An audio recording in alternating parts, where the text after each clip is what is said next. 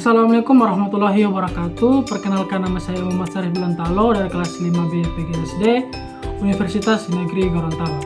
Dalam video kali ini saya akan menjelaskan melanjutkan materi media dan sumber belajar, materi ke-7 tentang mengenal media pembelajaran di SD. Oke, langsung saja. Guru mempunyai tugas mengajar, sedangkan siswa bertugas untuk belajar. Nah, dalam proses belajar mengajar tersebut selalu didampingi oleh suatu komunikasi yang berfungsi untuk menyampaikan pesan dari guru kepada siswa. Media pembelajaran di sini merupakan penengah dari komunikasi tersebut. Media tersebut berfungsi untuk menengahi dan menyalurkan informasi secara lebih lengkap kepada siswa agar nantinya siswa lebih paham, lebih mengerti, lebih memaknai pesan yang disampaikan oleh guru dalam pembelajaran. Media tidak dapat dipisahkan dari proses belajar mengajar, dikarenakan media pembelajaran ini merupakan suatu hal yang penting bagi guru juga bagi siswa. Nah, media pembelajaran ini digunakan oleh setiap guru, mulai dari jenjang TK, dari SD, SMP, ataupun SMA. Bahkan sampai ke perguruan tinggi, media pembelajaran tetaplah digunakan untuk menyampaikan informasi dari guru kepada siswa. Nah, media pembelajaran di setiap tingkatan tentunya berbeda-beda. Dari TK, SD, SMP, SMA, sampai ke perguruan tinggi, itu media pembelajaran yang digunakan oleh guru atau pengajar tentulah berbeda. Hal ini dikarenakan pemahaman, pemikiran, dan juga kedewasaan berbeda-beda di jenjang-jenjang tersebut.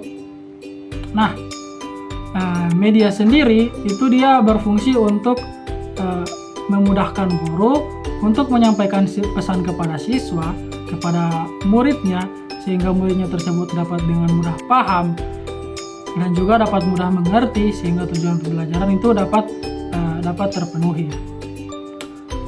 Bagaimana dengan media pembelajaran di SD sendiri? Apakah yang membedakan media pembelajaran di SD dengan pembelajaran di tingkatan lain? Oke, kita bahas ke ciri-ciri dari media pembelajaran di SD. Yang pertama ada ciri fikasatif, kedua ada ciri manipulatif, dan yang ketiga ada ciri distributif.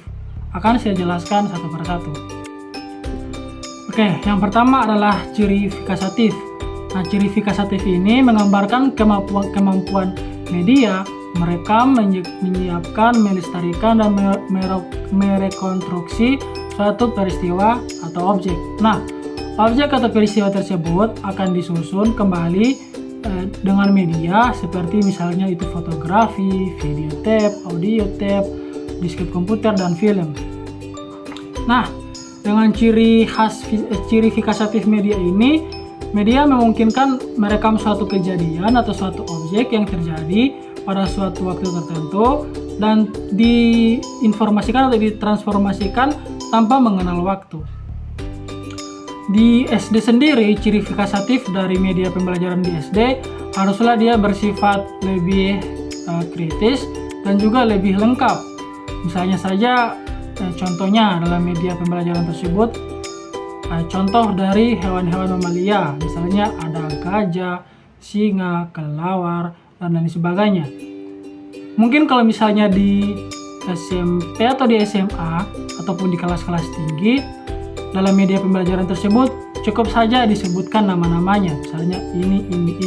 Namun jika misalnya di kelas rendah di SD seperti itu, mungkin harus ditampilkan gambar ataupun videonya agar nantinya pemahaman siswa mengenai hewan tersebut itu dapat disamakan dan tidak berbeda-beda.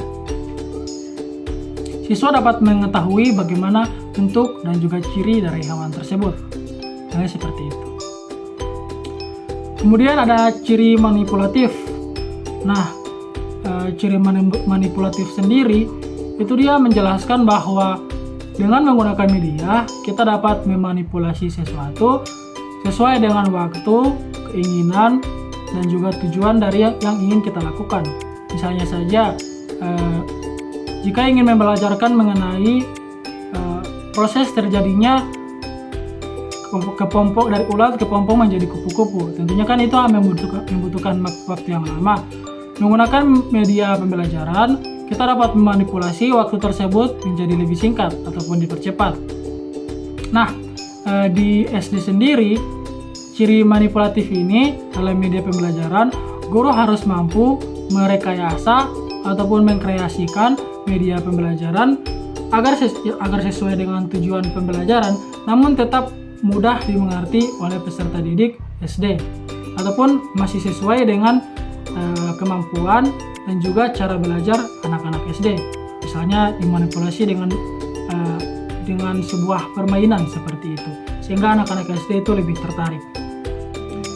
Dan terakhir ada ciri distributif. Nah, ciri distributif dari media ini, media dapat menyampaikan atau memungkinkan suatu objek atau kejadian itu diinformasikan atau disampaikan melalui atau di dalam suatu ruangan secara bersamaan kepada seluruh anggota yang ada di ruangan tersebut. Artinya, media pembelajaran itu dia menyampaikan objek atau peristiwa secara langsung ataupun secara langsung di dalam satu ruangan kepada siswa dan juga kepada guru-gurunya. Nah, untuk media pembelajaran di SD sendiri, ciri distributif ini, media pembelajaran tersebut harus mampu menyampaikan atau menginformasikan suatu objek atau peristiwa secara jelas dan juga tidak menggunakan kata-kata yang ambigu. Artinya di sini tidak memunculkan perspektif lain terhadap siswa ataupun tidak menimbulkan prasangka lain oleh siswa. Nah, hal ini memungkinkan guru untuk menyamakan persepsi menggunakan media pembelajaran di dalam suatu kelas. Oke, selanjutnya kita masuk ke memilih media pembelajaran di SD. Nah, menjadi guru SD sendiri merupakan suatu hal yang luar biasa karena akan mengalami pengalaman yang berbeda dengan mengajar di SMP ataupun di SMA. Hal ini dikarenakan anak-anak di SD itu dia masih dalam keinginan yang kuat untuk bermain atau masih punya jiwa-jiwa ingin bermain. Karenanya guru itu harus mencoba untuk menyalurkan rasa ingin bermain, rasa aktif dari anak-anak siswa SD ke pembelajaran. Nah, media pembelajaran merupakan salah satu cara agar motivasi atau agar energi anak itu tersalurkan ke pembelajaran. Dengan menggunakan media pembelajaran di SD, maka anak-anak akan menjadi lebih tertarik dengan pembelajaran walaupun mereka masih ingin bermain seperti itu. Jika media pembelajaran itu dibuat secara menarik, maka mereka akan teralihkan dari permainan mereka ke pembelajaran.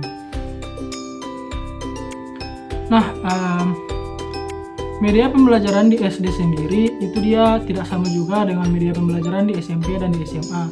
Hal ini dikarenakan anak-anak SD itu biasanya mereka masih berpikir konkret.